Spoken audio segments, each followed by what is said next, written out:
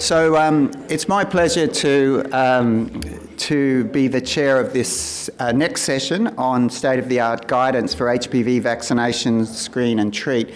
I would like to remind you all that at the end of this session we have got a full half hour scheduled for debate and questions with this morning's speakers, and we will get this morning's speakers back on the stage when we come up to that. So please be thinking about your questions for the speakers to ensure we have a lively debate then. So I would then like to introduce our next speaker, Professor Sinead Delaney-Moretlaway. Sinead is Research Professor and Director of Research at the Reproductive Health and HIV Institute at the University of Witwatersrand, Johannesburg in South Africa. And she's going to share information on state-of-the-art guidance for vaccination. Sinead.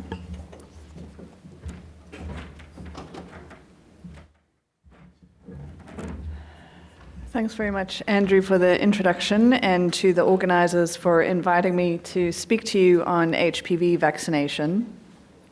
I'm going to recapitulate, I think, some of the slides we've heard this morning, because I think it's worth kind of reminding ourselves of why we're all here.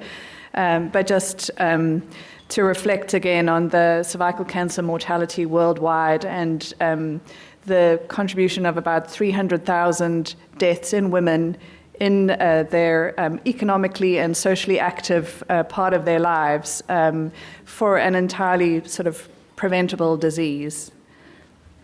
And part of the reason that the particular burden of cervical cancer is felt in low and middle income countries is really about disparities in access to health to healthcare. And so here is a graphic that really summarizes lifetime screening coverage, and what you can see is that about 2/3 of women aged 20 to 70 have never been screened, and there is a clear disparity in screening coverage between LMICs and high-income countries. And much of that lack of screening coverage is concentrated in sub-Saharan Africa, which is the region where I'm from. So the other important contribution to cervical cancer burden of disease is really the contribution of HIV, and the focus of this meeting, and you'll have seen this image, but really to reinforce that the risk of cervical cancer in women living with HIV is 6-fold higher, and this is partly because they have an increased risk of acquiring high-risk HPV. They may have infection with multiple high-risk types, have difficulty clearing infection, but also more rapid progression to cervical cancer and decreased regression. And all of this puts people at additional risk for cervical cancer.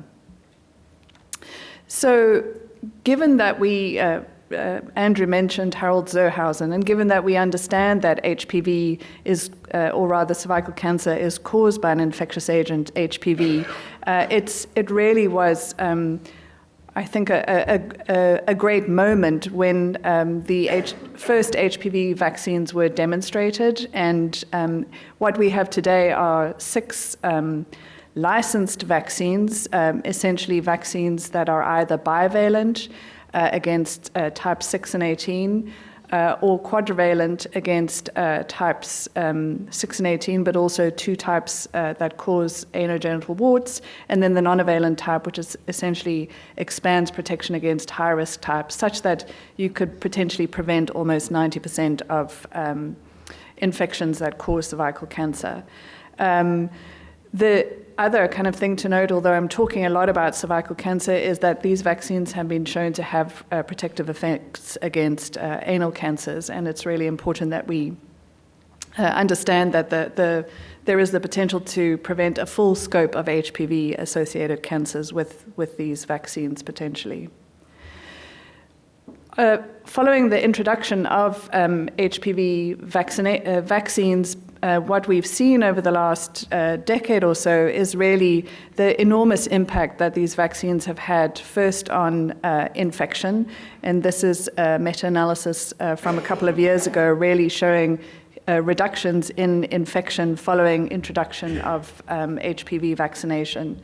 We also have evidence not just of impact on infection, but impact on precancerous lesions following vaccination. And most recently, what we have heard is data from the UK, so roughly 10 years after introduction of their HPV vaccination program with a bivalent vaccine, these really impressive reductions in both precancerous lesions, but also potentially in cervical cancer.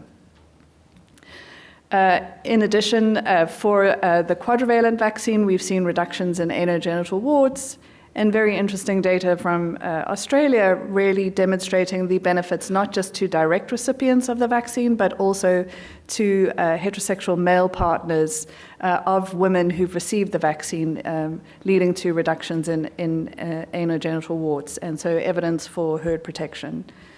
So it's given kind of the impressive impact of these vaccines that we've really seen sort of targets set for the global cervical cancer elimination, and the goal really to ensure that 90% of age-eligible girls are fully vaccinated with HPV vaccination. So how are we doing? Well, I think Meg mentioned that there are a number, over 100 countries that have essentially introduced HPV vaccines. In this review done a year or two ago, about half of the countries in the world had introduced HPV vaccines, but only 5% had achieved the 90% vaccine coverage goal. So there is still a way to go.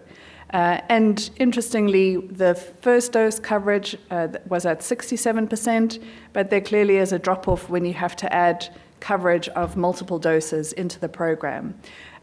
For once, interestingly, LMICs had better one-dose coverage, and this may reflect, I think, a greater experience with implementing large-scale vaccination programs in LMICs. But the challenge really is in mounting the kind of second dose. And there really have been a number of challenges with vaccine introduction and coverage in LMICs. And this is because of obviously the cost of vaccine, but also the costs associated with delivery to school-age girls who are not a population that is part of the routine EPI program, which is generally targeted at infants.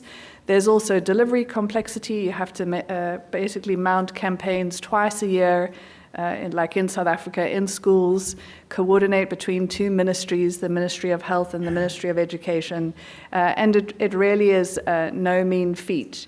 And then what we've had in the last few years are supply constraints, which have slowed down sort of introductions or delayed introductions, and then COVID really had an impact on the program, and it's great to hear about the recovery, but we really lost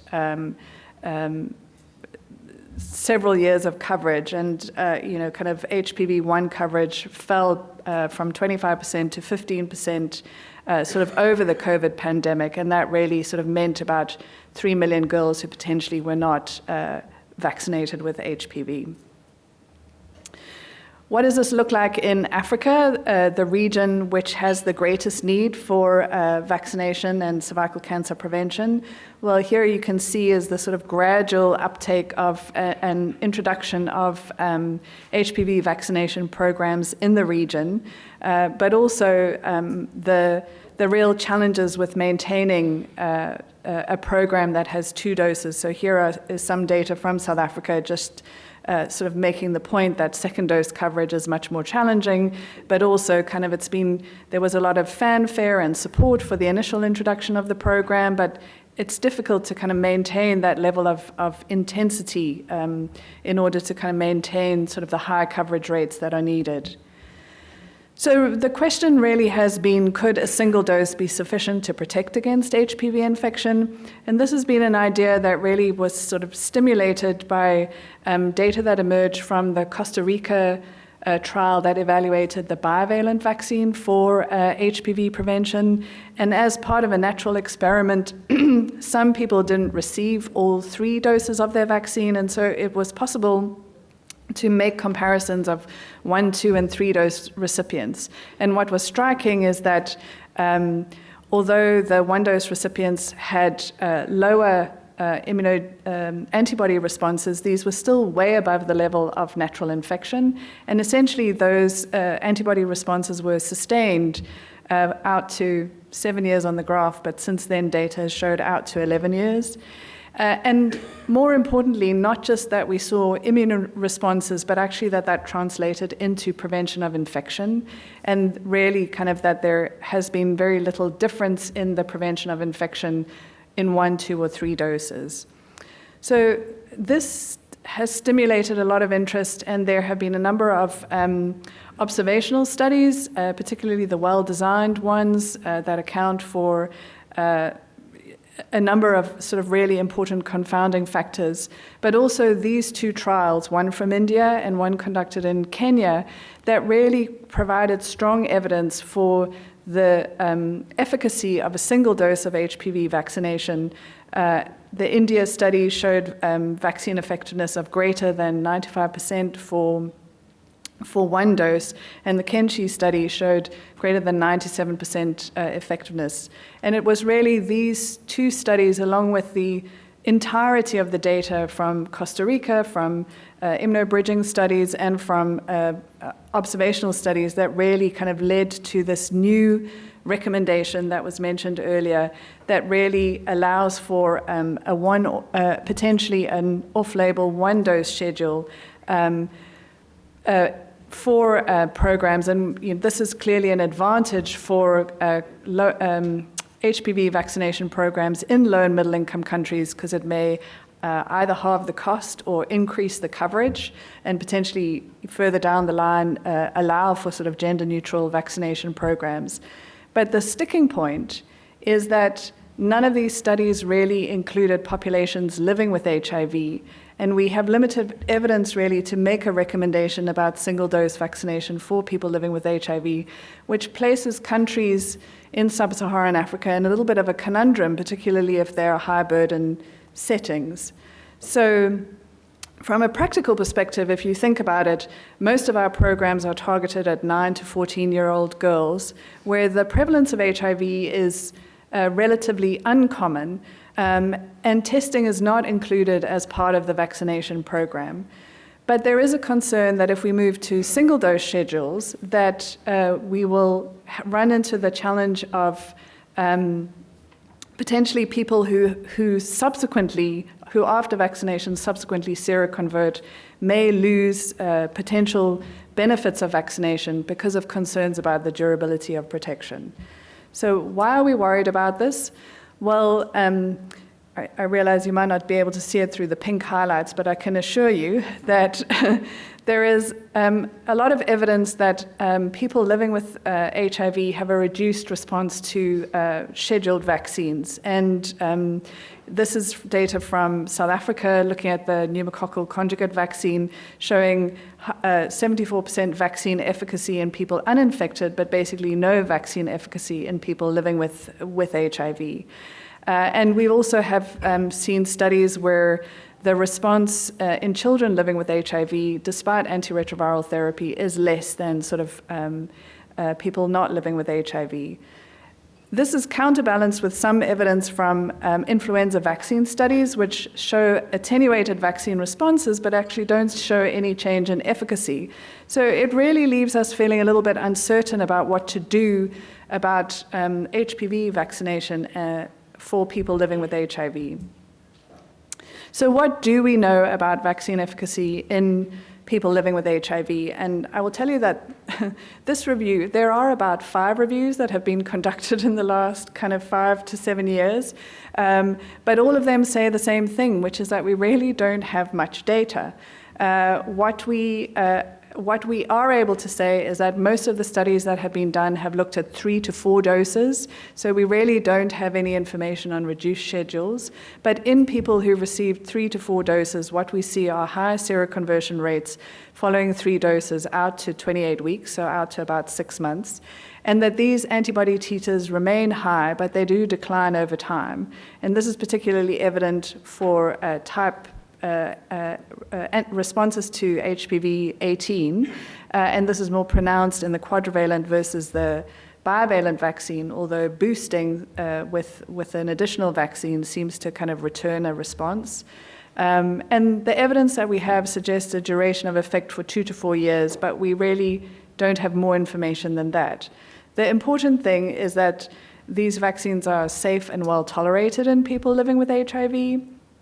And so there's no harm in providing vaccines, but we really have limited data on what this means for impact of vaccination on infection or kind of future disease. There is also mixed evidence or poor quality evidence on the effect of antiretroviral therapy or CD4 count or viral load on vaccine efficacy. But the evidence that exists suggests that there probably is a correlation between immune response and viral load and CD4 count. And really, the take-home message from this latest systematic review is that we need better quality evidence to really guide us on the impact of vaccination on sort of infection and disease endpoints for people living with HIV. So I want to tell you a little bit about a study that we did in South Africa. It was really a study aimed at evaluating the impact of the HPV vaccination program in South Africa. In South Africa, we used the bivalent vaccine delivered to schoolgirls in grade 5 who are age 9.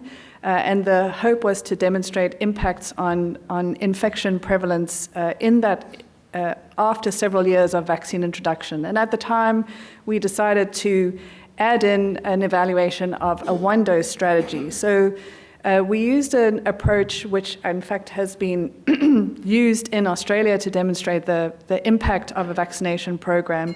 And what we used were serial cross-sectional surveys, essentially in a pre-vaccine sample and then in a post-one-dose vaccine sample. And this year we're doing the post two-dose vaccine sample.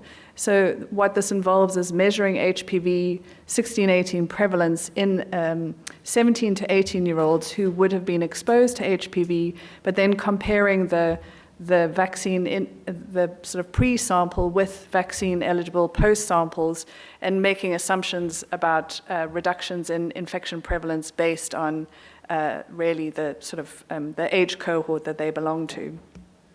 So we did a catch-up campaign in a single district in the Free State, one of the provinces in South Africa, which has about 50% cervical screening coverage, has strong performance in the national HPV program, and about 10% of people attending primary healthcare clinics have HIV. The goal was really to offer vaccination to all grade 10 schoolgirls in high schools, 66 high schools in the district. And we followed the national program procedures and achieved 72% coverage, which is essentially equivalent to what the national program achieved that year. And really, this is the summary of the key findings. The overall finding is that we saw reductions in HPV prevalence in the one-dose sample of about 30%. We also saw impacts on infection types associated with cross-protection. And we saw no effects on non-vaccine high-risk types, as you would expect, which kind of reinforces for us, or is a good signal to us that, in fact, we're seeing vaccine effects. And what's more important is that we didn't see any difference by HIV status. So this provides us with some reassuring evidence that there may be limited differences between one-dose recipients based on HIV status.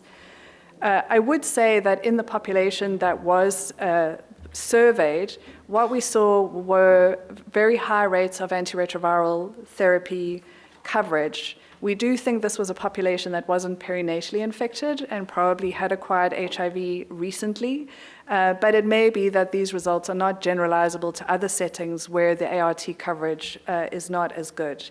But I think it's a real reminder about how HIV treatment is really an important HPV prevention strategy. So there are still a number of questions, I think, that we need to address. The first is, do we have enough evidence that HPV vaccines are sufficiently immunogenic in individuals infected with HIV, particularly if they acquire HIV after vaccination? And will HIV acquisition impair the durability of the antibody response?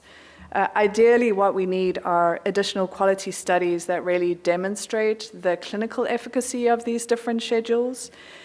And I think the question facing countries like mine, South Africa, is what do we do? Do we go to one dose because it means we could vaccinate more people? Or is there a risk that we may lose potentially benefits because of a reduced schedule? And what do we need to do to monitor those changes? And can we use this idea of cross-sectional surveys to kind of maintain surveillance to really give us indications of any challenges if we do switch? And longer term, how can we think about ways to improve access to HPV vaccines for all populations living with HIV through integration into HIV services, particularly in the sub-Saharan African region, where there have been such significant investments in strengthening the HIV treatment platform? So to summarize, HPV causes a significant burden of disease globally, particularly in women in the prime of their life, but also men. And there are these highly effective and safe prophylactic vaccines that have the potential to control disease. The key challenge for us is coverage, and single-dose vaccination programs may help to achieve global elimination targets. But we really need additional evidence to guide decision-making around single-dose vaccination introduction in countries that have particularly high burdens of HIV. And again, kind of to recognize that achieving high antiretroviral coverage in itself is an important HPV prevention and control strategy. So just to acknowledge the contributions of colleagues on the HOPE survey that I showed you, and thanks very much for your interest and attention.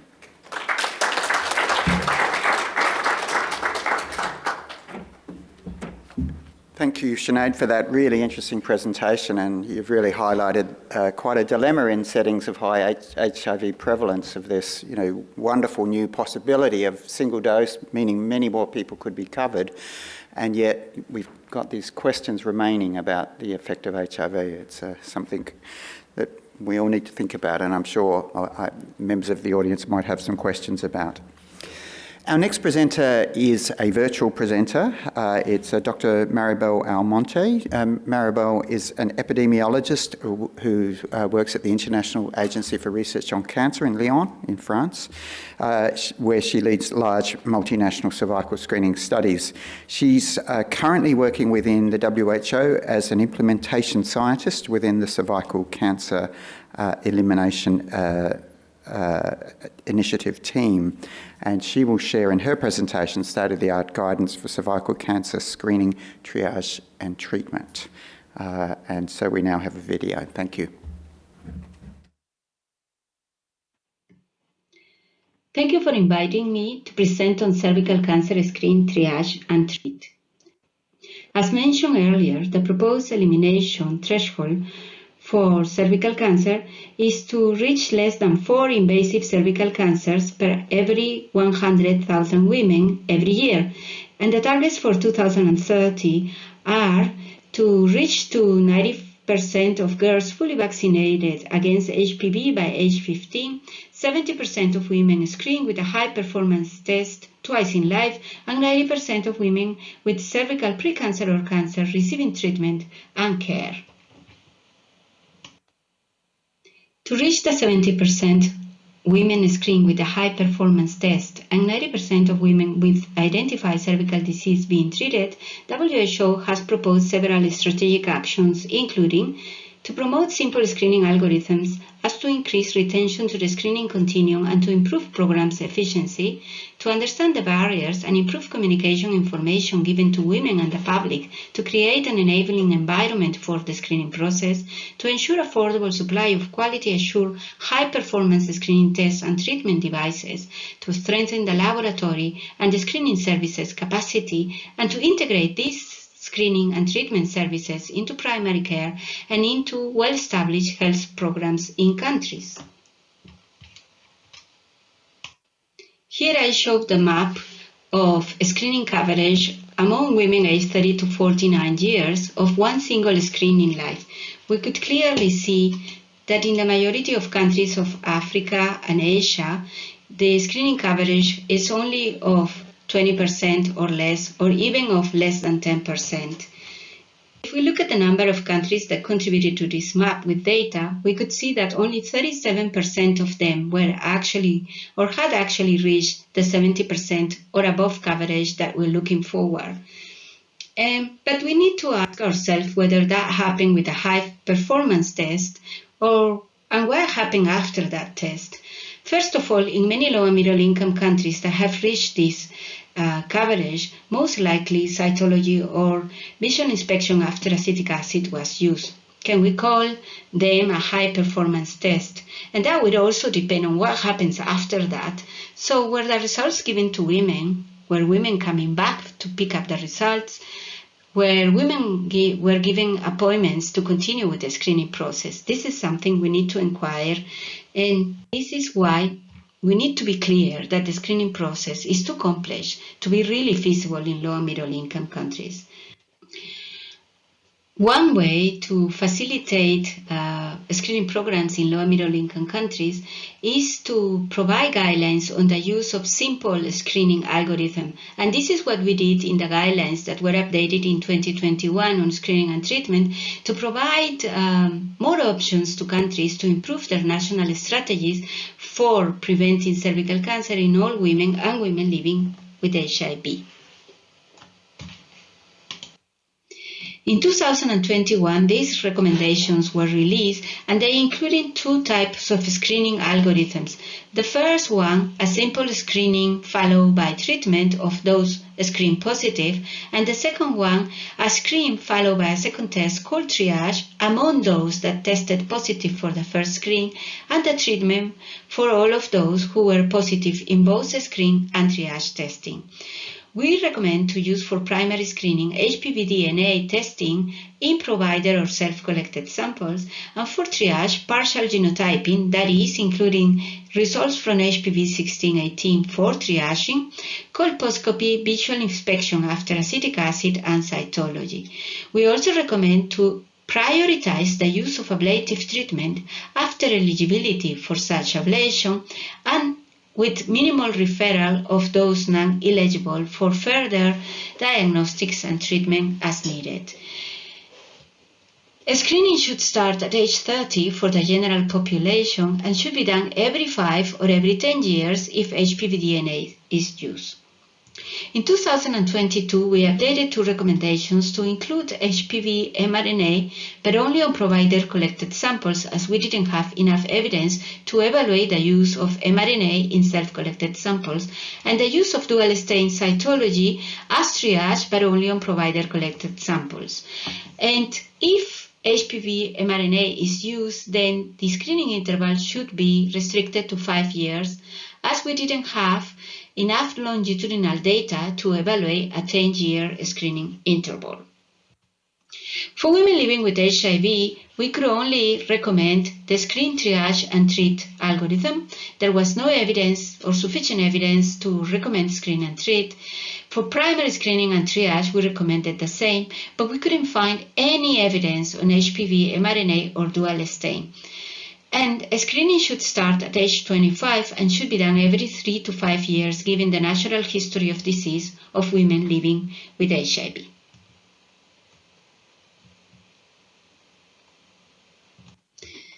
In April this year, we released a brief by which we recommend that HPV cell sampling should be made available as an additional approach to sampling in cervical cancer screening services for women aged 30 to 60 years. We know all the merits of self-sampling. We know that it will increase the uptake of cervical cancer screening, and we know that it's highly acceptable by women.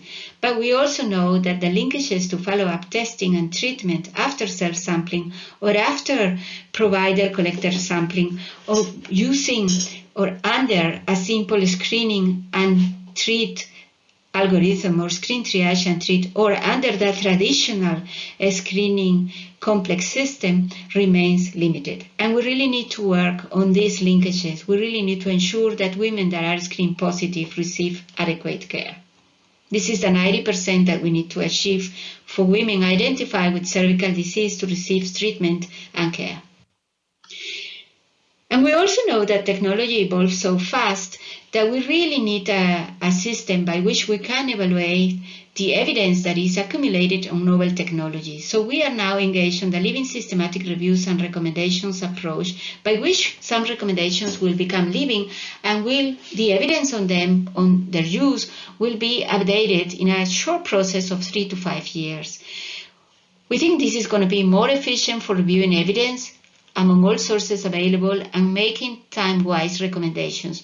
We believe that stakeholders and decision makers should not wait 3, 5, or 10 years for an update of a single recommendation to decide to implement something novel or to de-implement or remove from practice something that is really obsolete. The Living Guideline Development Group met in December last year and highlighted 5 topics for further evaluation. The first one is HPV extended genotyping, and we plan to incorporate additional types to the HPV 16/18 already screening algorithm incorporated into our recommendations.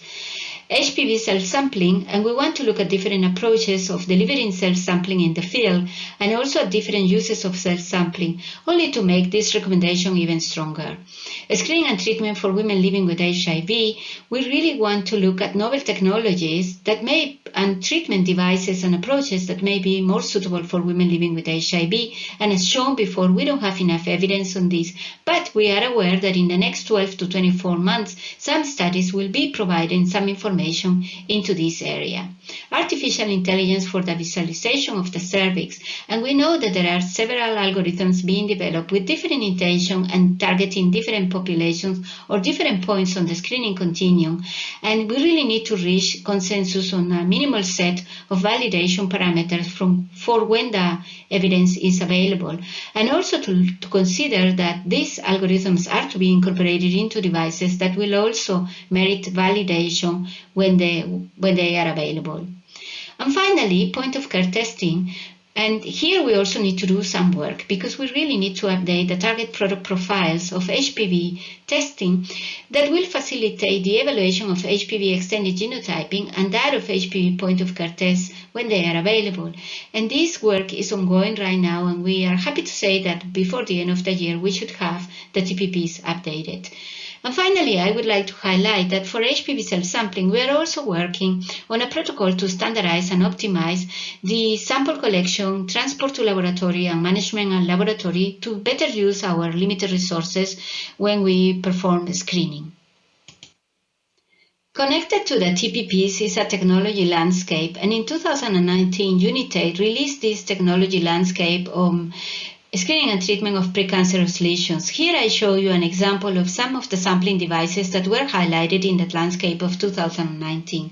Currently, UNITAID, in collaboration with the Daffodil Center, are working on an update of this technology landscape. And this new technology landscape, and this is preliminary, will actually give us more information in terms of the collection product, the collection media, the product use, and the cost, for instance, for self-sampling. But we'll also look at different treatment devices and treatment approaches that are coming out in the coming years.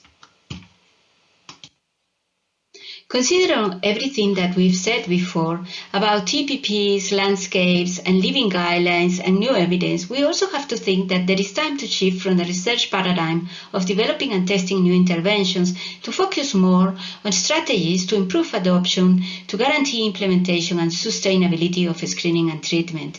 And this would take into account the readiness of the health systems, the equity in reach and navigation through the care continuum, and should consider broad stakeholder engagement, and as mentioned before.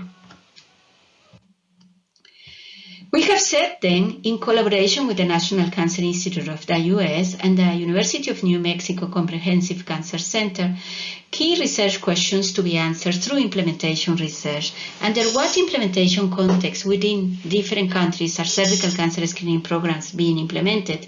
And based on the experience of the country context, what strategies have proven to be effective or are perceived as being more effective in implementing cervical cancer screening? Part of the work that is undergoing to answer these key questions includes 32 in-depth interviews with on-ground HPV-based cervical screening and treatment program experts in the 6 WHO regions. These interviews were asked a set of questions to actually understand which strategies they have used to improve the uptake by individuals, such as self-sampling, to increase the acceptability by providers, to increase the adoption by providers and the health system, and to increase the retention to treatment and follow-up of women. These are preliminary results showing that we identified 21 strategies targeting the individual that undergoes a screen, 19 strategies targeting the provider and the healthcare system, and 11 strategies targeting the national healthcare system and global efforts. In turn, these strategies lead to creating awareness around cervical cancer prevention and on the uptake and follow-up of individuals that are eligible for screening, and to improving providers' acceptability and thinking about the capacity of the healthcare systems to deliver appropriate cervical cancer screening and treatment, and to improving the national and global capacity to support cervical cancer screening programs. These multi-level strategies are influenced by the contextual conditions, meaning that they can be applied in different settings, and the settings will actually make these strategies be apply in a different way. So these contextual conditions also influence the implementation and are major factors to consider when we look at the progress and monitor the progress of the implementation, and we look at the final impact of the implementation of screening and treatment. Here I give you an example of the strategies identified by one of the people that were interviewed. So this person identified 6 different strategies to promote uptake, 4 strategies to ensure retention, and other 6 strategies to improve the acceptability among healthcare providers. If we even go deeper into the screening uptake, we could see that he proposed to use alternative screening locations, alternative or planned days and times for screening, and the use of self-collected samples. In fact, 80% of interviewees mentioned using HPV cell sampling. Continuing with HPV cell sampling, here I show you an example of real-life data, programmatic data coming from Peru, where in 2021 the HPV DNA screening was launched in 3 different regions in a stepwise approach, a region in the coast, very urban area with some rural areas, a region in the highlands above 3,000 meters of sea level with mostly rural populations, and in the region of the Amazon with very dense forest and very small groups overspread in this dense forest. Despite the challenges to implement this screening, 45,000 women aged 30 to 49 years were screened with real-time PCR in these provinces in about 9 months. Women were given the choice of self or provided sampling, and 82% of them chose self-sampling. The overall HPV prevalence was 15%, and there was no difference in the HPV prevalence between self-sampling and provider sampling. And this is important for to have in-country data to actually convince the public, women, and the stakeholders that the decision to move forward with HPV cell sampling may be the best to increase coverage. But we have to be cautious because 15% of screen positive demands a lot of preparation to offer the right services for treatment and for evaluation once we get the results of the HPV test. So in summary, I would like to finalize by saying that simple algorithms are needed and should be adapted to settings such as screen triage and treat for women living with HIV, that innovations offer an opportunity to accelerate the elimination of cervical cancer, that we have set the living guidelines approach to rapidly evaluate this evidence as the technology evolves, that we need to shift our focus to implementation, strategic investments, and coordinated stakeholder actions. And some examples of these is the update of landscapes, the next update of the target product profiles, and the development and updating of protocols that can ensure or can contribute to ensure sufficient affordable supply of screen and treat technologies and products. We need to strengthen the laboratory and again, coordinated stakeholder action, as there are global groups that are looking at the quality assurance of HPV testing in laboratories, and to strengthen the screening and treatment services capacity. And we need to think together on how to integrate them into primary care and establish health programs. We need to support countries on planning the implementation and scale-up of screening and treatment. And for this, we need to understand the barriers, create an enabling environment for screening, and improve our communication to women and to the public. We need to expand the use of self-sampling, as we know is the main strategy to increase uptake. But we should not forget that we also need to develop strategies and apply strategies to ensure retention to treatment and follow-up. And we need to share our implementation experiences. This is how we can use implementation research to reach these targets. And finally, we need to coordinate strategies, and here I call into action all the stakeholders to ensure that we not only screen and treat and correctly follow up women if we're working on this, on the large implementation of this, but we also develop strategies to ensure the sustainability of screening and treatment programs worldwide. Thank you.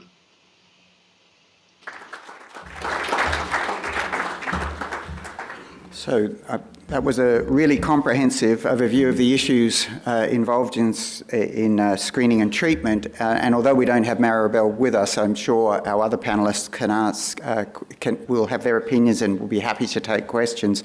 And I would note that in one of our afternoon sessions, we've got a lot of great examples from the field of how people are dealing with these issues. Right, now we're going to change tack to another organ, anal cancer, and you've already seen data from Meg Doherty earlier this morning just demonstrating how much of an issue this is in people with HIV. It's an issue in MSM with HIV, but again, Meg's data demonstrated that it's an issue for all people living with HIV. My next speaker, I'm sure, wouldn't mind me saying that the field is nowhere near as advanced as it is in cervical cancer. I don't think we can call it in its infancy because Joel Palevsky has been doing work in this field for 30 odd years, Joel. So you've been nursing it through its infancy and trying to get it to grow up, and I think it is beginning to get there.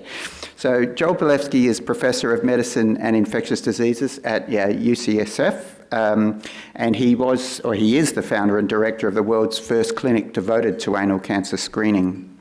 He was chair of the ANCHOR study, an absolutely pivotal study of screening and treatment for anal precancer.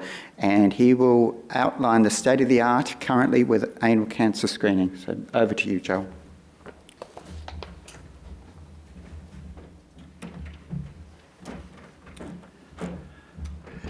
Thank you so much, Andrew.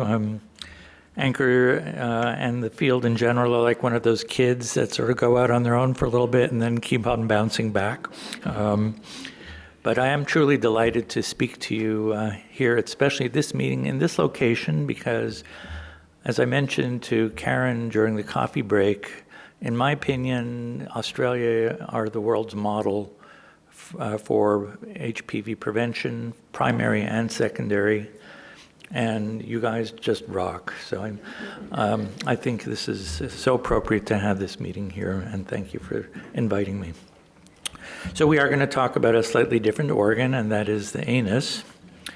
And I think if at the conclusion of my presentation, if you're not just a little bit scared, you haven't been listening to me. These are my disclosures. And what I'd like to do in our time together is very briefly describe the epidemiology of who's at risk for anal cancer, to describe current approaches to the screening process, what we've been learning and stealing from our gynecologic colleagues, and also to talk a little bit about the treatment of these anal precancer lesions. So this is a slide that many of us in the HPV world have seen many, many times. And what it basically does is shows us, with this meta-analysis from the IARC group, led by Gary Clifford and team, is that there are 5 essential groups of people who are at highest risk of anal cancer. Cervical cancer is different because virtually any woman who's at risk for acquiring cervical HPV is at risk of cervical cancer. but the risk is not evenly spread like that for anal cancer. The groups that are known to be at highest risk are the three on the left, which are people with HIV, sex with men living with HIV, males who are not MSM living with HIV, and women with HIV. The two on the right are women who are at risk because they've had disease in other parts of the genital region, the cervix, the vulva of the vagina, associated with HPV, and who may have perhaps had spread of HPV to the anal area. Clear association with increased risk of anal cancer. And then people who are immunocompromised on the far right, for reasons other than HIV, the most typical being solid organ transplant. One thing that binds all these groups together is that the anal cancer incidence increases either as a function of age or time. In those three groups on the left, the risk definitely goes up with age. On the right, for the non-HIV positive immunocompromised folks, it's a function of time post-transplant, namely duration of immune suppression, which reminds us that perhaps some of the time-related increased incidence in anal cancer is both a function of age and perhaps duration, in this case, of HIV-associated immune suppression. I do want to show you one little modification of this slide, and that's that lonely little yellow dot on the bottom left under the HIV category in MSM, and that's the group that really started this whole field off, and that's HIV-negative men who have sex with men. They don't look all that scary there. There's one dot there showing an incidence of less than 25 per 100,000, which actually is kind of high, but it's not up there so high with the other groups. And one of the reasons is that when this slide was originally produced, they lumped all of the HIV-negative MSM together into one group regardless of age. The next iteration of it actually shows what we might expect, which is that the incidence of anal cancer in MSM not living with HIV also increases as a function of age. And so the top two groups are men 45 and older, and so we should remember that this group too is an important risk group for anal cancer.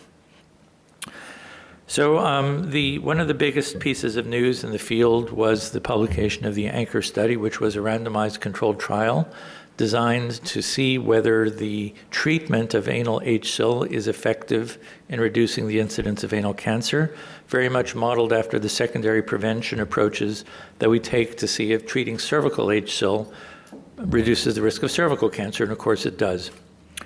The purpose of doing this study was that if in fact we could show that treating anal HSIL works, then that really drives the need for a lot of upstream activity, namely how to find it, and a lot of downstream activity, which is how to actually implement treatment and follow-up. So this paper was published about a year ago, and I want to thank everybody who participated in the study, some of whom are actually in this room. And I'm not going to go into the details primarily because you've seen a lot of this before, except to say that this was a study in which we screened people from the community in the United States at over 17 different sites when they were known to be living with HIV and over the age of 35 years. Now you understand why we picked a lower age limit. And basically, when I say screened, I don't mean in the epidemiologic sense. I mean screened for the study, because ANCHOR was not a public health screening study. We used HRA as our primary screening tool, high-resolution anoscopy, the equivalent of colposcopy. The reason for that was that the primary entrance criterion was biopsy-proven high-grade disease. And the way that you obtain a biopsy is by visualizing the lesion and then taking a sample. So if they had biopsy-proven high-grade disease and they met some of the other study entrance criteria and agreed to be in the study, they were randomized 50-50 to treatment, where the clinician did their best to remove the HSIL for as long as possible, and what we call active monitoring, where basically we followed the individual with their HSIL and biopsied them every year to confirm that they still had HSIL and had not progressed to cancer, or if there was any concern for cancer at any time, they could have been biopsied. Basically, they were exited from the study when they were, or if and when they were shown to have cancer. And we counted up the number of cases of cancer in both arms, and the DSMB reviewed the data based on a predetermined case count of cancers. To find the number of individuals who needed to be in that study with adequate power, and we originally determined that we would need to study 5,058 people with biopsy-proven disease, we knew that we'd need to screen a lot, and we had originally anticipated screening more than 17,000 people to find these 5,058. As it happens, one of our assumptions for powering turned out to be wrong. We underestimated the progression rate from high-grade disease to cancer. So in fact, we met our cancer case count sooner than we anticipated. In fact, before we even reached our target enrollment count of 5,058. So we ended up actually enrolling and following 4,446 individuals, evenly divided between the two arms, and screened a little more than 10,000 people to find those 4,446. When you're screening that many people, you also expect to find some cancers at screening, and I'll show you what we found as far as those numbers were concerned. So here's the other very important take-home message from besides the efficacy of treatment, and that is how common anal HSIL is in the population of people with HIV, at least in the United States. And I will say, without going into a lot of the details, that their demographics were pretty closely aligned with the overall demographics of the US HIV population. We're not claiming this was a community-based study. There was obviously some selection bias, I'm sure, for people who wanted to be in a study, but overall the group resembled the HIV epidemic as a whole in the United States. And what was striking was that more than half, 53% of the men, had an anal HSIL lesion. We heard in the last presentation from Maribel how challenging it would be to deal with a much, much smaller percentage of women with HIV having cervical HSIL. Here we have more than half of the men. And the other very striking thing was how many women had anal HSIL. Earlier studies had shown that women had a lower prevalence of anal HSIL compared with men when they were living with HIV.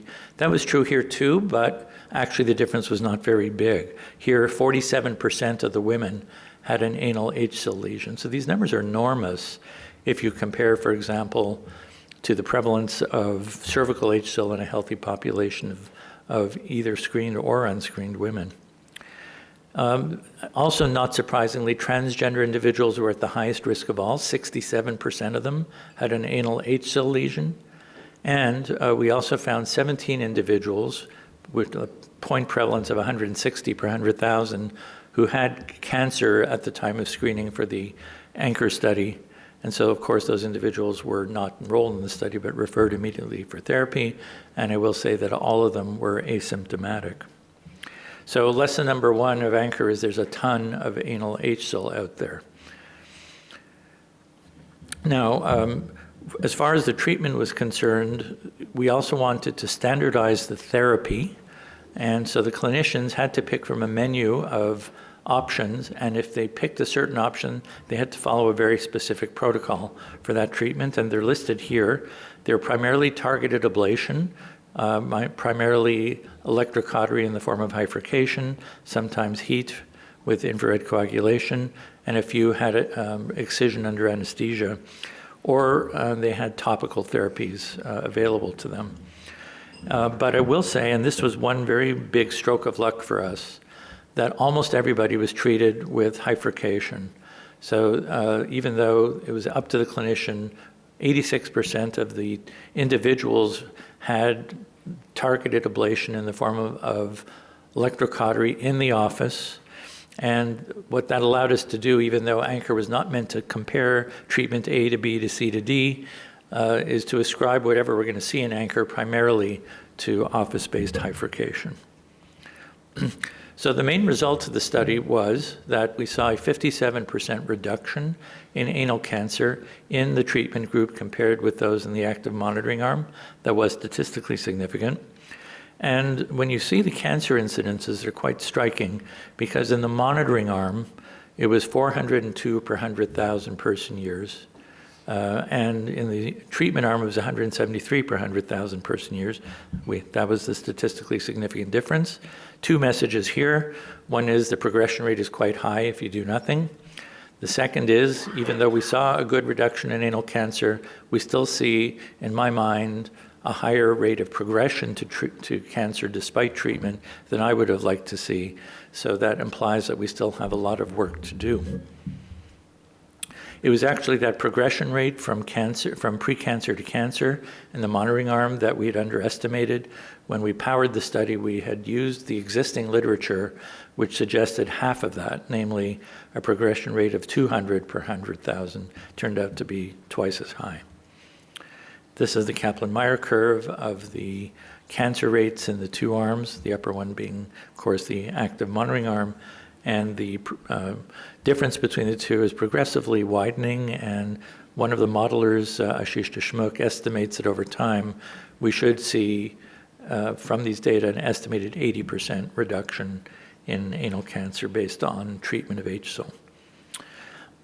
So I'm trying, being a perfectionist, I would love to have seen that 80% reduction. It was only 57%, as I mentioned, but it was sobering and perhaps a bit reassuring in a way to realize that no screening program is perfect.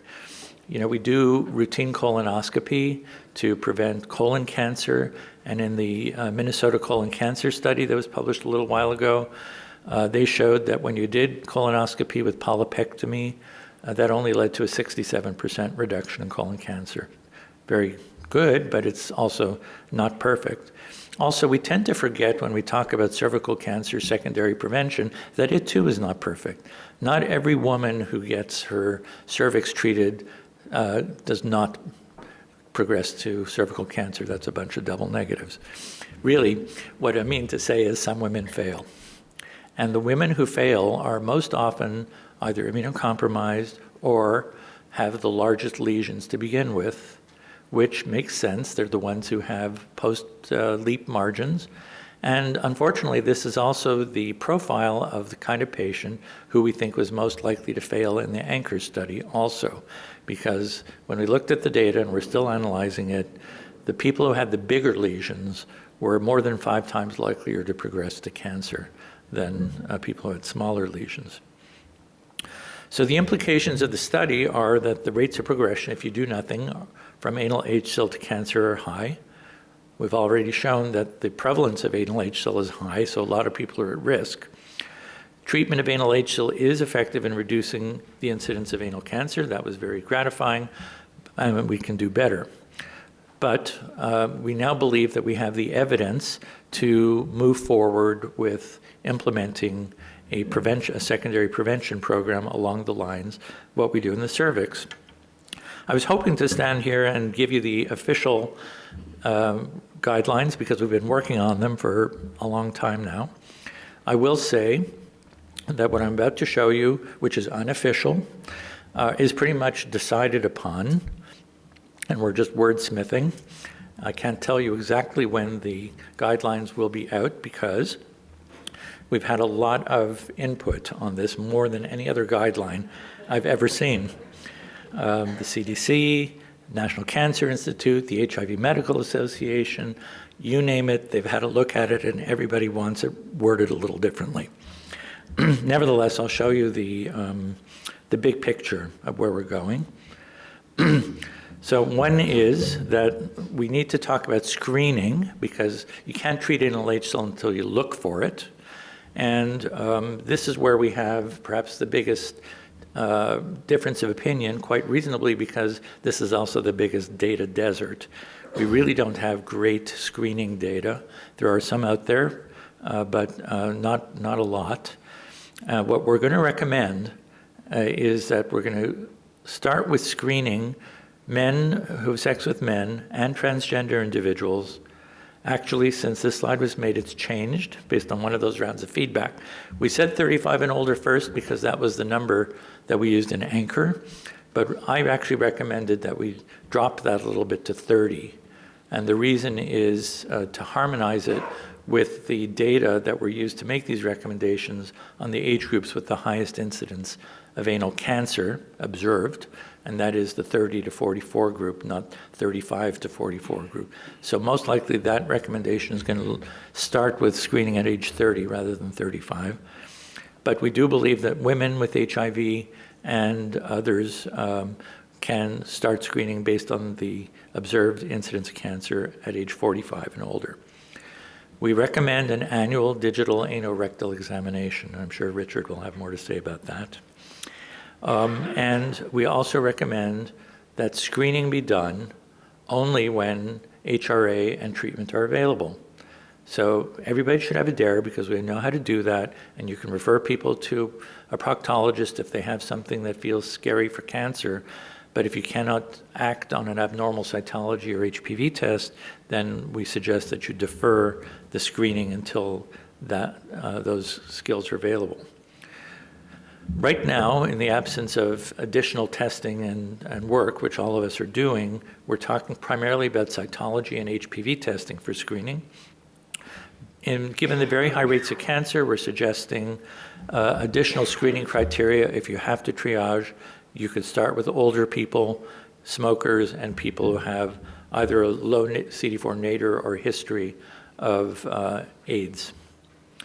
If you only have cytology available, no HPV, we're recommending anal cytology every 12 months. And if there's 3 consecutive normals, then you could back off and do it every 3 years. Any abnormal cytology we think should prompt an HRA. Unfortunately, that's not going to cut down very much on the number of HRAs because a lot of people have abnormal cytology. If you do have HPV testing available, then we suggest co-testing. And if they're test negative for both, we recommend screening again in 3 years. Anytime somebody has 16 or 18, that should prompt an HRA, regardless of cytology. And if they have a normal cytology but one of the lower risk, high risk types, then we suggest repeating it and then referring for HRA if either is abnormal again. So this is sort of one of the areas where we're talking about various iterations, but that's probably where we're going to come down. As far as the treatment is concerned, based on the anchor data, we recommend as first-line therapy office-based hyfurcation. Pretty easy to do, well tolerated, and we showed in anchor that it was very safe with a very low rate of study-related serious adverse events. It's equivalent to other removal methods, ablation methods such as IRC. So we recommend using whatever you have available if you're comfortable with it, but we do recommend it in the office, and we do recommend that you use whatever equipment you have, probably hyfurcation if you have to pick from the get-go. We also have some RCT data from IRC showing a significant reduction in anal HSIL after IRC. And also this study points out some data which were also shown by SPANC that there is a spontaneous regression rate of anal HSIL of about a quarter or so of people. So in summary, in the long term, as we've heard before, HPV vaccination is the way to go in the long term. Not everybody's gotten vaccinated yet. And you might expect we are big proponents of gender-neutral vaccination, and I hope we'll talk more about that. Unfortunately, of course, millions of people have not yet had the benefit of HPV vaccination, and for them, secondary prevention may be the only opportunity to prevent cancer in the future. We now know that it works, and it is going to become standard of care for people living with HIV, and we still have a lot more work to do downstream. We would love to have better biomarkers of progression. We'd love to have better treatments. We'd like to have well-defined algorithms for when we can stop following. We don't really know yet. And we also need to figure out how the anchor results can and should be applied to people in the other parts of that diagram I showed you before, namely, people who are immunosuppressed for non-HIV reasons, women with vulvar cancer, et cetera, because I don't think, frankly, anybody is going to repeat an anchor-style study for those groups by themselves. So with that, I'd like to thank you for your attention and look forward to interesting discussion.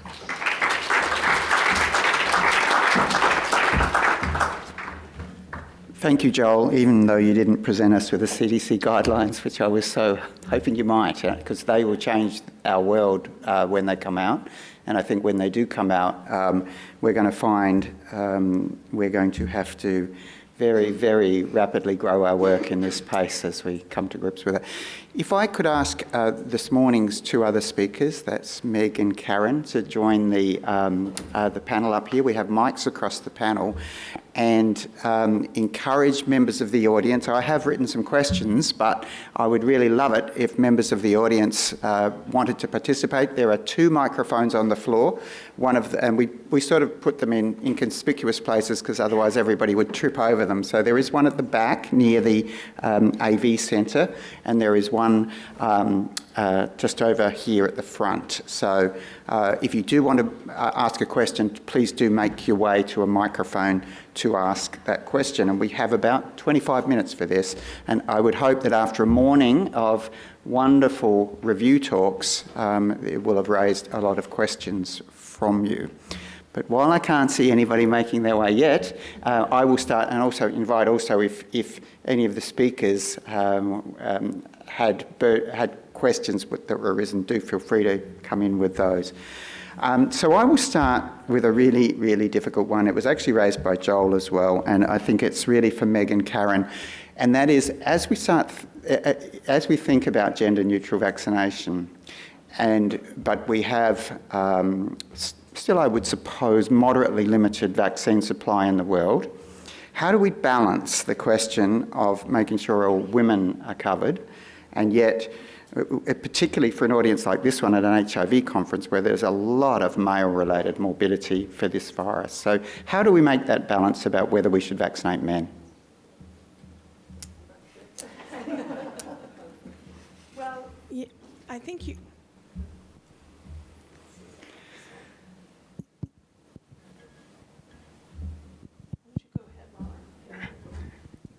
Same problem. Can No, you? it's okay. Oh, Yep, great. that's on. Okay. All right. It's such an important question, Andrew, and I think in different ways we've all been grappling with this really since the advent of vaccines back in the mid 2000s.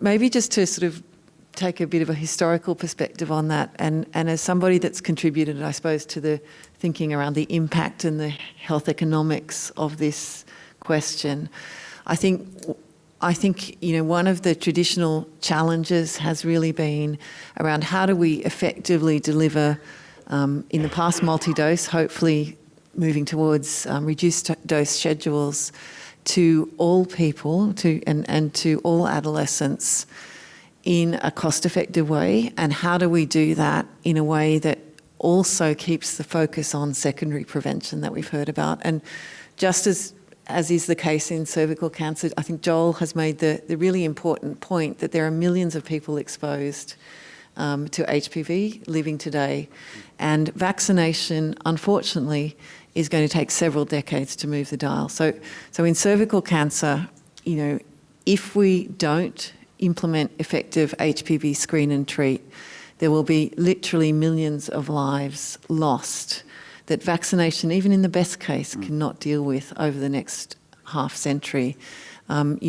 Implementing screen and treat with vaccination will triple the benefit in terms of deaths averted in women.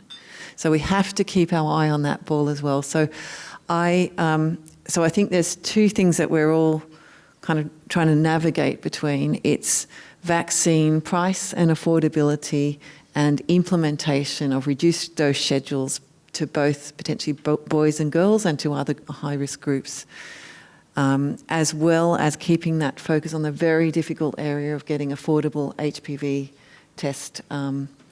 test prices available for women, especially in LMIC. So, I think historically, the initial recommendations around HPV vaccination in many countries were for female-only vaccination. That's based on a couple of arguments.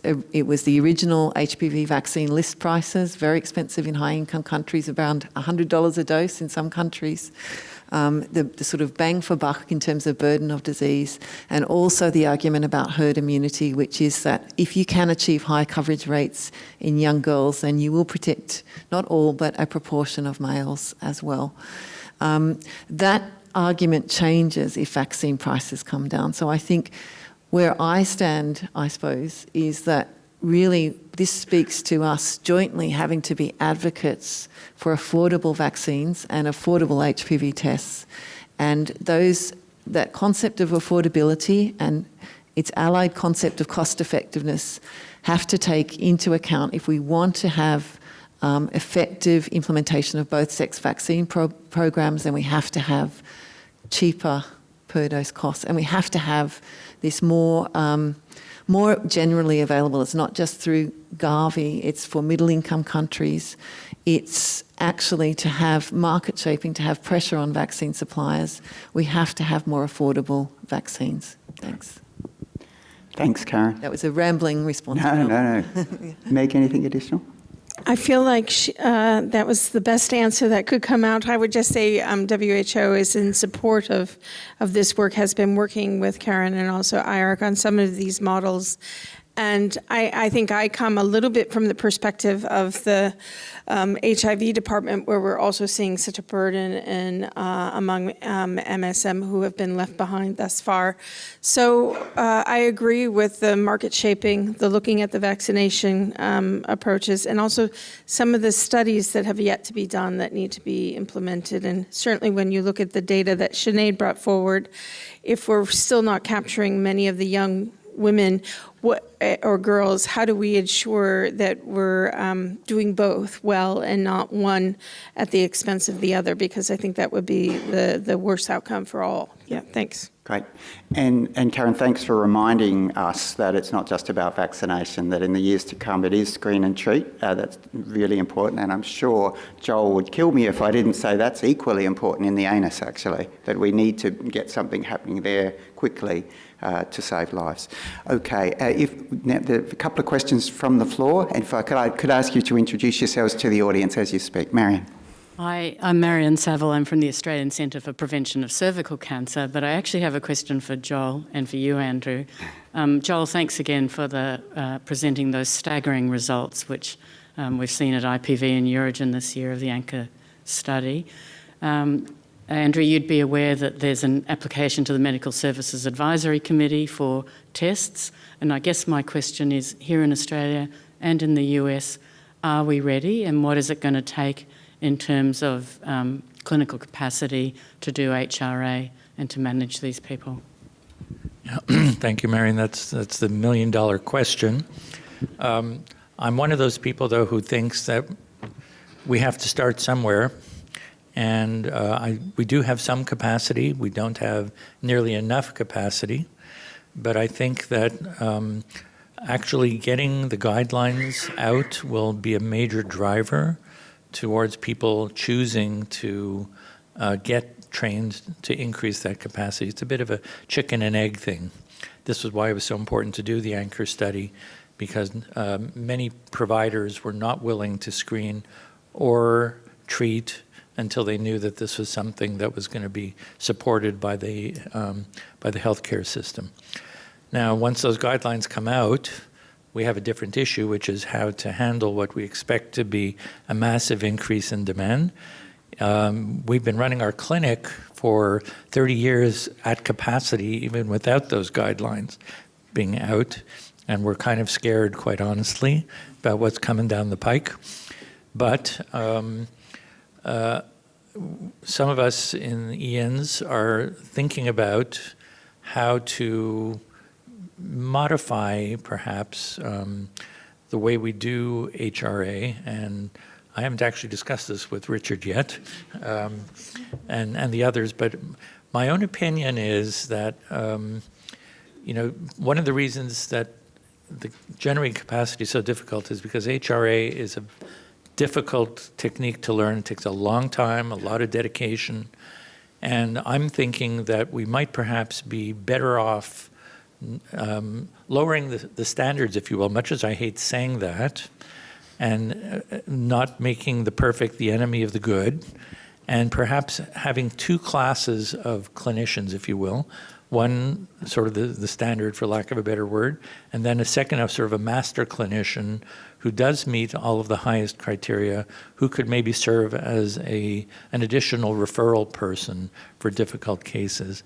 I think in the long run, we may be better off that way, even though it may rub our anal obsessive compulsive tendencies the wrong way. Marion, my answer to your question of are we ready is obviously no. But like Joel, I think we need to start somewhere.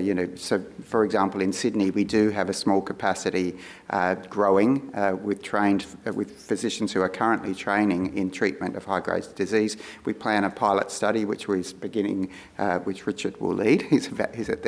Which is going to start recruiting next year. But we have a job to talk to HIV clinicians because we are talking about starting with the very highest risk people. That's people with HIV.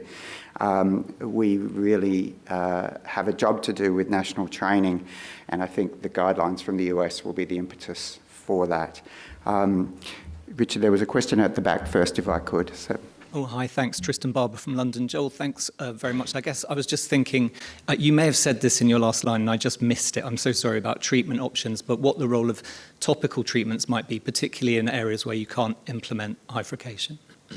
Really great question. Unfortunately, I'm not a big fan of topical treatments, the ones we have, which are primarily 5-fluorouracil cream, imiquimod cream.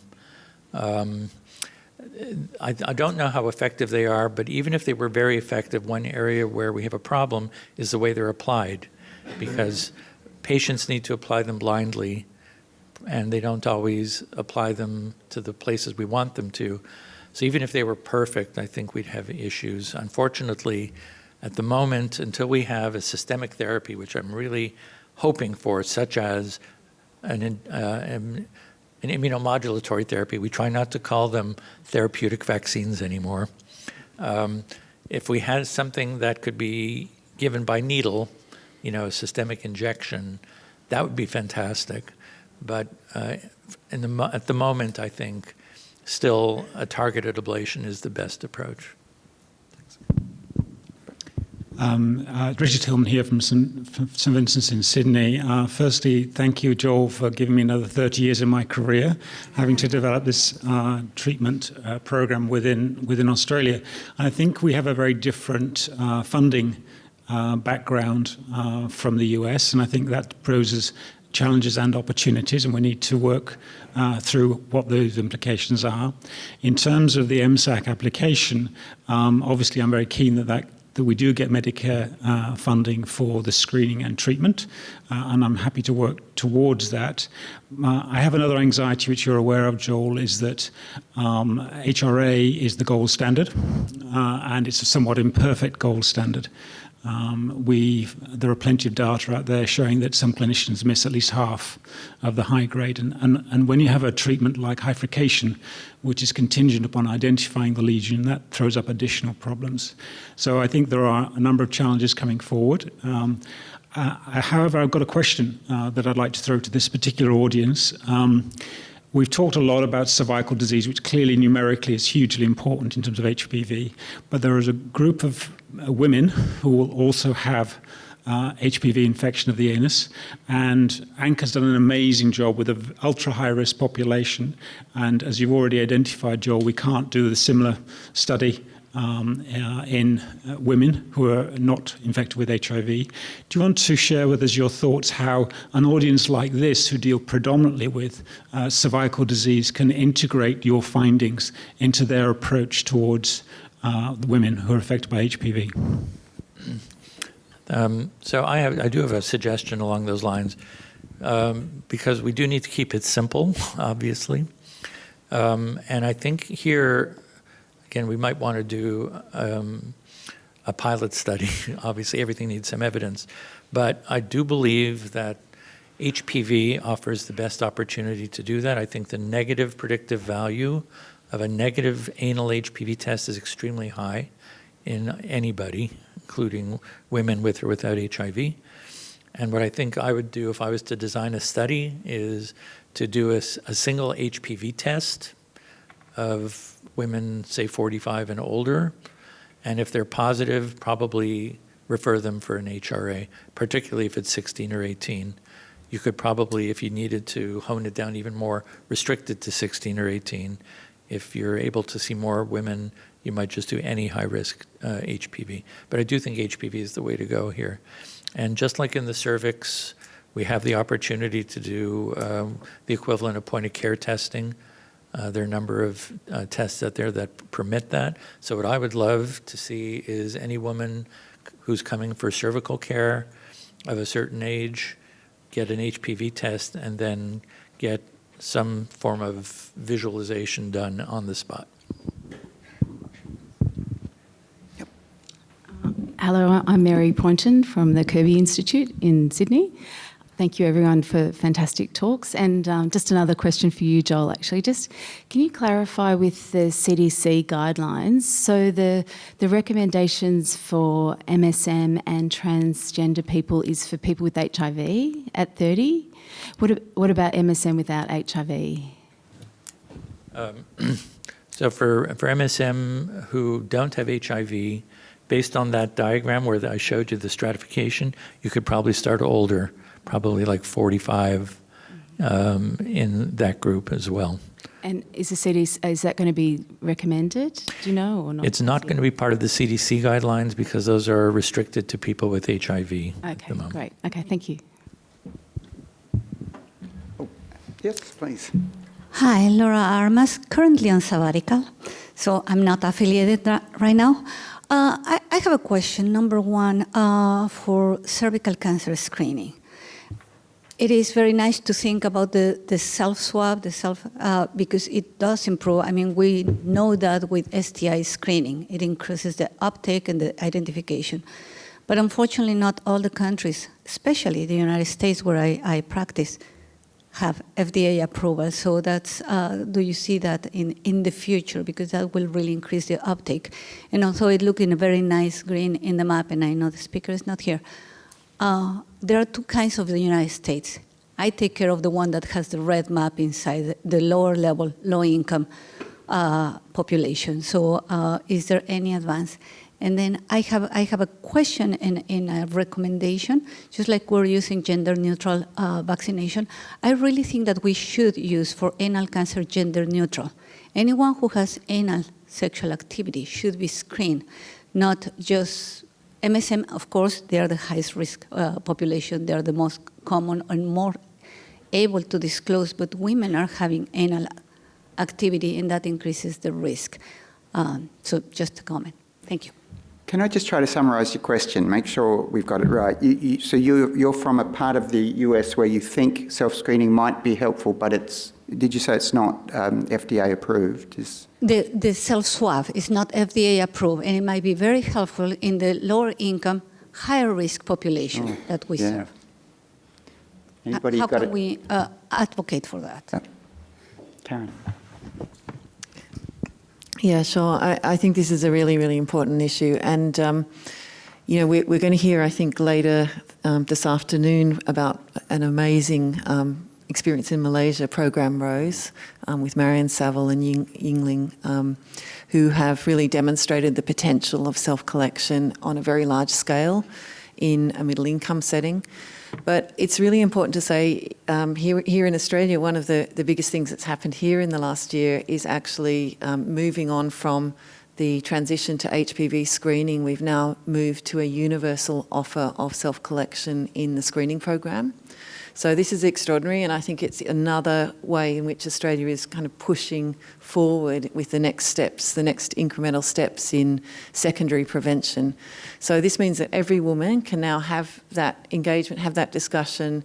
It's not just underscreened. It's not a mail-out model, which haven't been successful. It's still under the supervision of a practitioner, but every woman can make that choice to have a self-collected HPV test. And I think the hope is, and the early indications are there, we're still waiting on the data, that this will really be transformative. It will increase participation overall, but even more so, it will open up new models of access, co-designed solutions with communities that have been really underserved with screening. So I think this is the really incredibly important next step, not just, as you say, in LMIC, but in high-income countries to reach those underserved populations. In terms of the US, I believe the US Preventative Services Task Force are embarking on a new review of cervical screening guidelines, so we hope that there may be some forthcoming guidance on that topic. Thanks.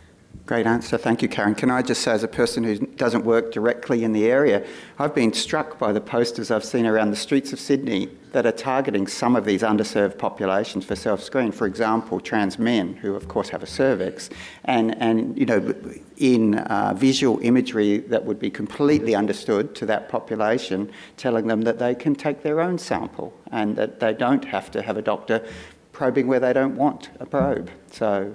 Yeah. And I think we saw Maribel saying in that Peru experience, you know, if given a choice, 80% choose self-collection.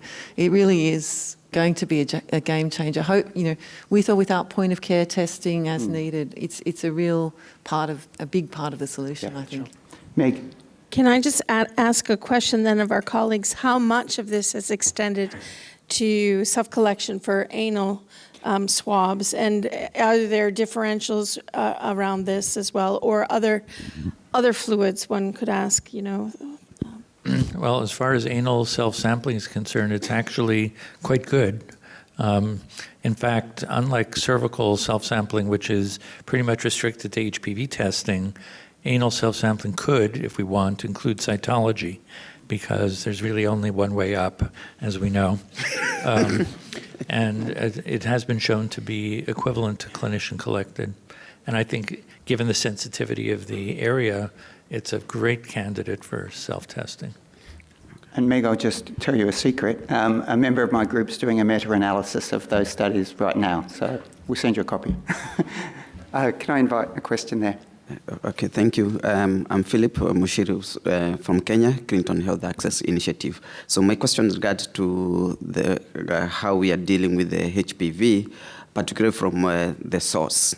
We know it's coming from men, but there seems to be nothing that's being done in terms of the interventions, including HPV probably vaccine for men, to prevent them from transmitting to women. I don't know whether maybe Joel, from the study that you have indicated here, there's probably some opportunity. Maybe we could be able to utilize to target men rather than deal with the recipient of the infection, who are the men. And I think probably maybe we'll have a better outcome when it comes to the control HPV.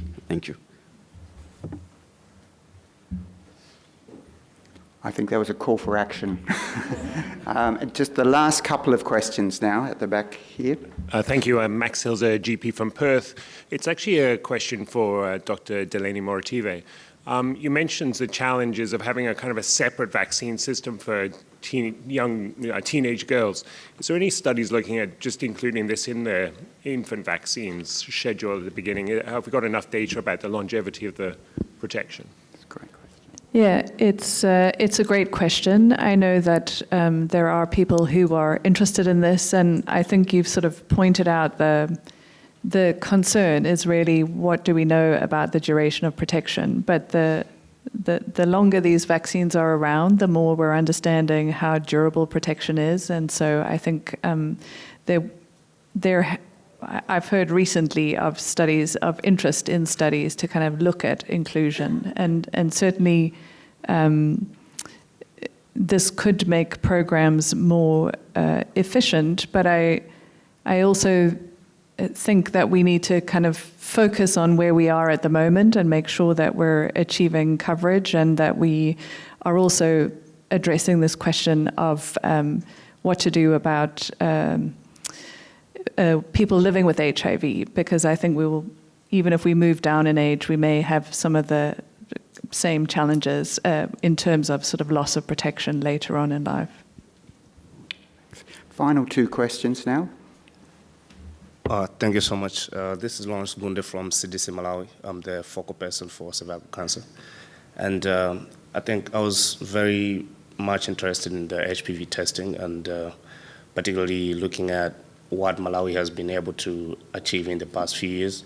we benefited from a CHI-funded pilot project where they actually demonstrated quite a lot of good lessons, particularly to do with the self-sampling, acceptability of HPV testing for a lot of women, and how this actually could help improve the coverage for cervical cancer screening among women living with HIV. But I think from one of the presentations we saw how the WHO is helping countries to deal with barriers to scaling up HPV testing.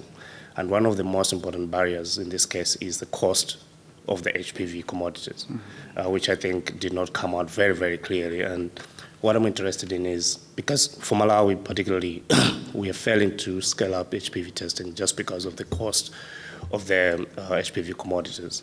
And what I'm interested in is what is the conversation between WHO, Global Fund, UNITAID, and other global donors to help us reduce that cost, to help low and middle income countries to be able to scale up HPV testing, which particularly, as you saw from the map, where they were showing those the coverage for high performance HPV testing, the low and middle income countries is very, very poor, and we are primarily using or depending on VIA. Thank you. Thank you. Meg?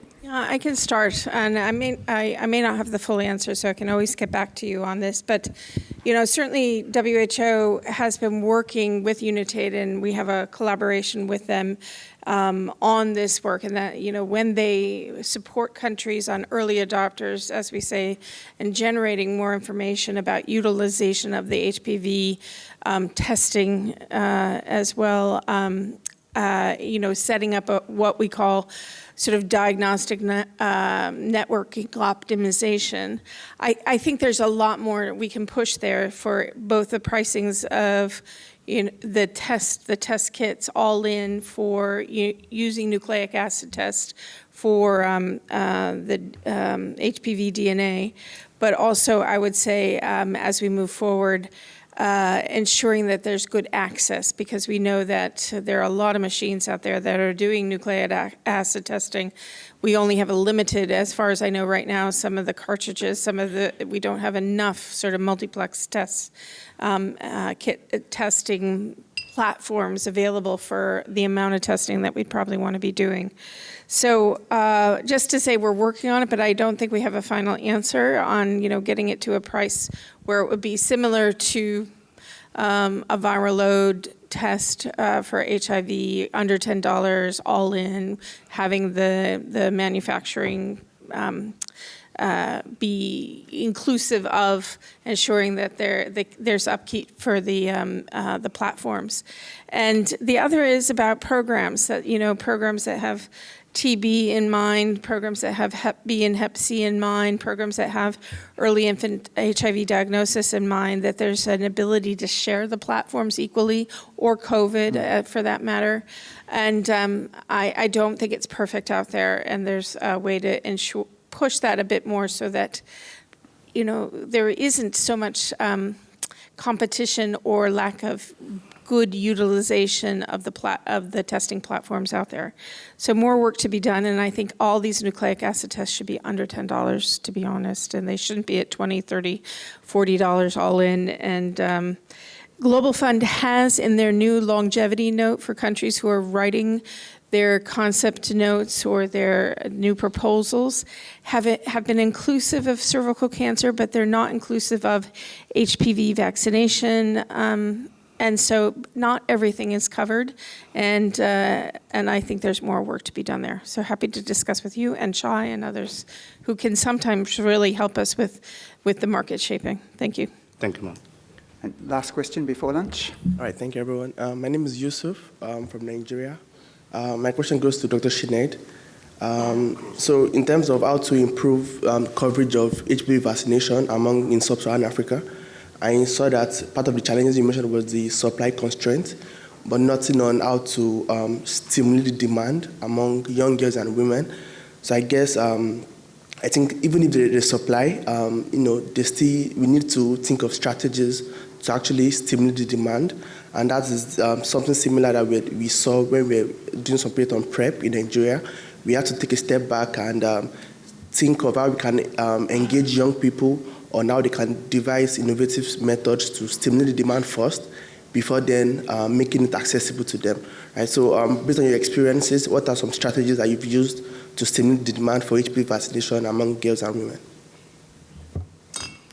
Yeah, I think you make a great point that coverage is both dependent on supply and as well as demand. And I think we've tended to focus a lot on supply, and maybe particularly in the African region, underestimated the kind of the demand side issues. And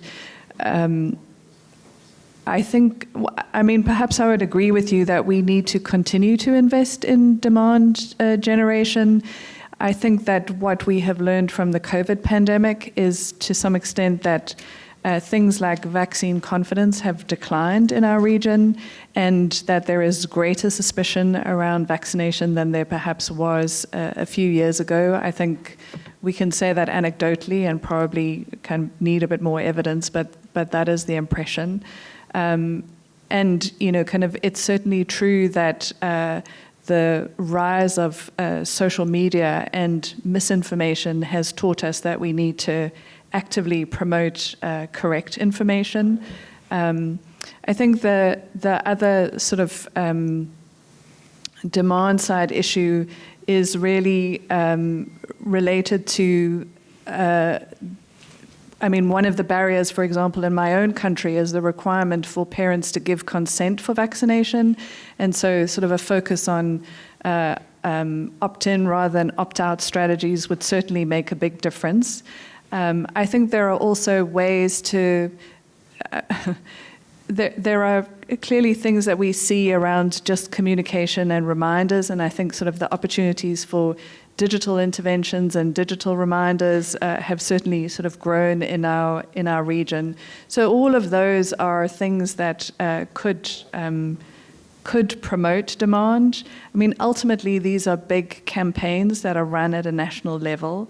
But I do think it's really important that we recognize or don't take for granted the fact that we need to promote vaccination as a preventive strategy, and that means really also identifying people who can speak on behalf of vaccination. And I think sort of this morning's opening session was really a reminder that we need to kind of engage with communities and end users and identify people from communities to actually speak as loudly for vaccination as sort of the people who speak against vaccination.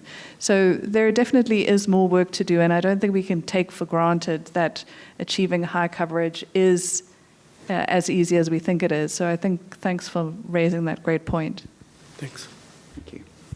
Well, that was a great morning of state-of-the-art talks, which I think provide a brilliant framing for our next session, which is going to be much more on examples from the field. So we've got 1 hour for lunch, and we'll start promptly at 1 p.m. If we could just end by thanking again our excellent panel for a great bunch of talks. Thank you very much.